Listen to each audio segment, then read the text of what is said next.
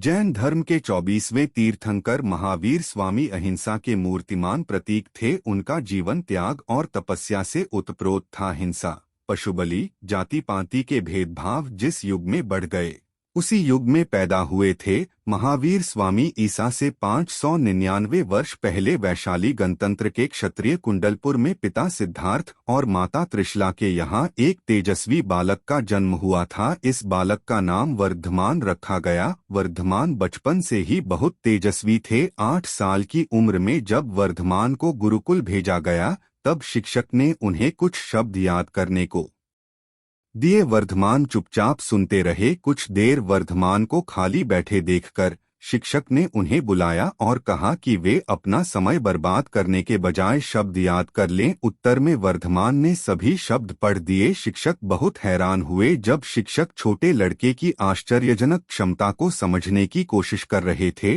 तभी एक बूढ़े ब्राह्मण ने गुरुकुल में प्रवेश किया। शिक्षक ने उनका अभिवादन किया। ब्राह्मण ने शिक्षक से व्याकरण पर कुछ जटिल प्रश्न पूछे, जिनका उत्तर शिक्षक नहीं दे सके। ब्राह्मण मुस्कुराए और कहा, आचार्य, कृपया अपने आप को परेशान मत करिए। हो सकता है आपका यह नया छात्र मेरी समस्या का समाधान कर सके। आपकी अनुमति से क्या मैं इस बालक से प्रश्न पूछ सकता हूँ? वृद्ध ब्राह्मण ने वर्धमान के सामने जटिल प्रश्न रखे। नन्हे वर्धमान ने बिना झिझक सही उत्तर दिया। शिक्षक चकित थे और अपमानित महसूस कर रहा थे। ब्राह्मण मुस्कुराए और शिक्षक को अपमानित महसूस न करने के लिए कहा। उन्होंने वर्धमान को भविष्य का तीर्थंकर बताया और कहा कि तीर्थंकर जन्म से ही अवधि ज्ञान रखते हैं। शिक्षक वर्धमान को उनके पिता के पास वापस ले गए और राजा सिद्धार्थ को पूरी घटना बताते हुए बोले कि वर्धमान शिक्षित पैदा हुए हैं और उन्हें गुरुकुल की शिक्षा की आवश्यकता नहीं है। वर्धमान जैसे जैसे बड़े हुए, उनका ज्ञान और भी ज्यादा विस्तृत होता गया। एक बार वर्धमान बगीचे में बैठे पेड़ों को देख रहे थे, तभी उनके भाई नंदीवर्धन वहां आए। वर्धमान ने नंदीवर्धन से पूछा, क्या आप मुझे बता सकते हैं कि पेड़ की कुछ शाखाएं बहुत मोटी जबकि अन्य बहुत पतली होती हैं, कुछ नीचे की ओर झुकती हैं जबकि अन्य ऊपर की ओर उठती हैं?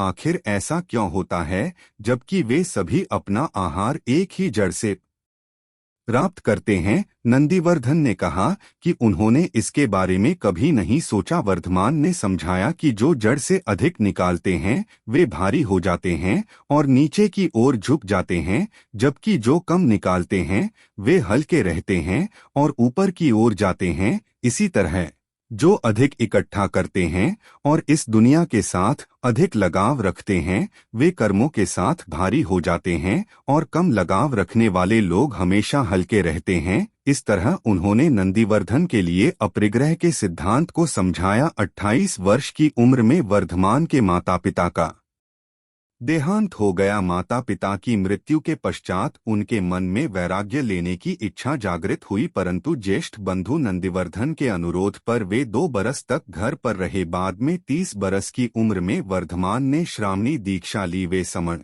बन गए। यही वर्धमान आगे चलकर महावीर स्वामी कहलाए। एक बार की घटना है। दीक्षा के प्रथम वर्ष में भगवान महावीर मोरक गांव से गुजर रहे थे। एक आश्रम था जिसका मालिक राजा सिद्धार्थ का मित्र था। उन्होंने महावीर स्वामी से मानसून चतुर्मास के लिए अपने आश्रम में रहने का अनुरोध किया, जिसे महावीर स्वामी ने स्वीकार कर लिया। महावीर स्वामी अपने आसपास की घटनाओं से बेपरवाह होकर अधिकांश समय ध्यान करते थे। गाय और अन्य जानवर वहां आकर उनकी झोंपड़ी की सूखी घास खाते थे। वहां रहने वाले अन्य सन्यासियों ने आश्रम के मालिक से शिकायत की, महावीर अपनी कुटिया की सूखी घास खाने वाले जानवरों को नहीं डराते हैं। मालिक ने बदले में महावीर स्वामी से शिकायत करते हुए कहा, पक्षी भी अपने घोंसले की देखभाल करते हैं और तुम राजकुमार होकर अपनी कुटिया की देखभाल नहीं कर सकते। मुझे उम्मीद है कि भविष्य में मुझे ऐसी कोई शिकायत नहीं मिलेगी। इस घटना के बाद महावीर स्वामी ने आश्रम छोड़ दिया और किसी भी स्थान पर न रहने सहित 5 प्रतिज्ञा लिए। ऐसी प्रतिज्ञा थी, जिससे किसी को भी थोड़ी सी भी असुविधा न हो। उनके शरीर पर परिग्रह के नाम पर एक लंगोटी भी नहीं रही। अधिकांश समय वे ध्यान में ही मग्न रहते, हाथ में ही भोजन कर लेते, गृहस्थों से कोई चीज नहीं मांगते थे। धीरे धीरे उन्होंने पूर्ण आत्म साधना प्राप्त कर ली। एक दिन संध्या के समय महावीर स्वामी एक वृक्ष के नीचे निश्चल खड़े होकर ध्यान करने लगे। तभी एक ग्वाला अपनी कुछ गायों को लेकर वहां आया और उन्हें संबोधित करके बोला, हे मुनि, मैं गांव में दूध बेचने जा रहा हूं, मेरे लौटने तक मेरी गायों का ध्यान रखना। इतना कहकर उनका जवाब सुने बिना वह वहां से चला गया। कुछ समय बाद वह लौटा तो देखा कि महावीर स्वामी ज्यों के त्यों बैठे हैं, लेकिन गायें वहां नहीं हैं। उसने पूछा, मुनि, मेरा पशुधन कहाँ है? महावीर स्वामी ने कोई उत्तर नहीं दिया तो ग्वाला इधर उधर देखते हुए वह जंगल में घुस गया और पूरी रात वहां अपनी गायें तलाश करता रहा। इसी बीच गायें चरकर लौट आईं और महावीर स्वामी को घेरकर बैठ गईं। सुबह थकामांदा ग्वाला लौटा तो गायों को वहां देखकर आग बबूला हो उठा और गुस्से में बोला, इस मुनि ने मुझे तंग करने के लिए मेरी गायों को छिपा दिया था, अभी इनकी खबर लेता हूँ। यह कहकर उसने गायों को बांधने वाली रस्सी अपनी कमर से खोली और महावीर पर वार करने को हुआ। तभी एक दिव्य पुरुष ने वहां प्रकट होकर उसे रोक लिया और कहा, ठहरो मूर्ख, यह क्या अपराध करने जा रहे हो तुम? बिना इनका उत्तर सुने अपनी गायें इनकी रखवाली में छोड़कर गए। अब पूरी गायें पाकर भी इन्हें दोष दे रहे हो, मूर्ख, ये भावी तीर्थंकर हैं। यह सुनकर ग्वाला महावीर के चरणों में गिर पड़ा और क्षमा याचना करके वहां से चला गया। महावीर स्वामी ने 12 साल तक मौन तपस्या की। अंत में 12 वर्ष के कठोर तप के बाद जंबक में ऋजुपालिका नदी के तट पर 1 साल वृक्ष के नीचे उन्हें केवल ज्ञान प्राप्त हुआ। इसके बाद उन्हें केवलिन नाम से जाना गया तथा उनके उपदेश चारों ओर फैलने लगे।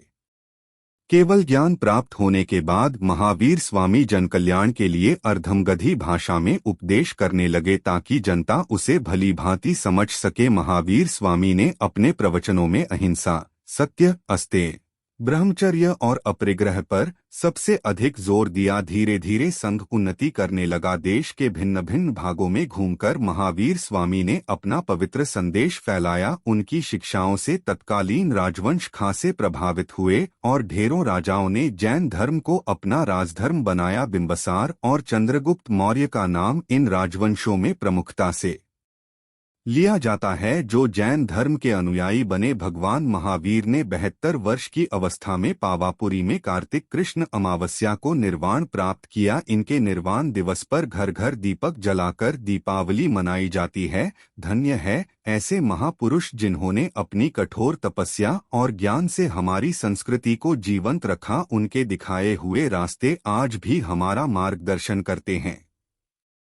पूरे सम्मान और भक्ति के साथ आप सभी को मेरा शिक्षा सारथी यूट्यूब चैनल की ओर से महावीर जयंती की शुभकामनाएं। सदा एक दूसरे का साथ दे और स्वयं पर विश्वास रखे। ग्राफिक्स के साथ बेहतरीन रचनाएं और संगीत बनाने के लिए हमारे चैनल की ओर से यूट्यूब के सभी रचनाकारों को बहुत बहुत धन्यवाद और सराहना।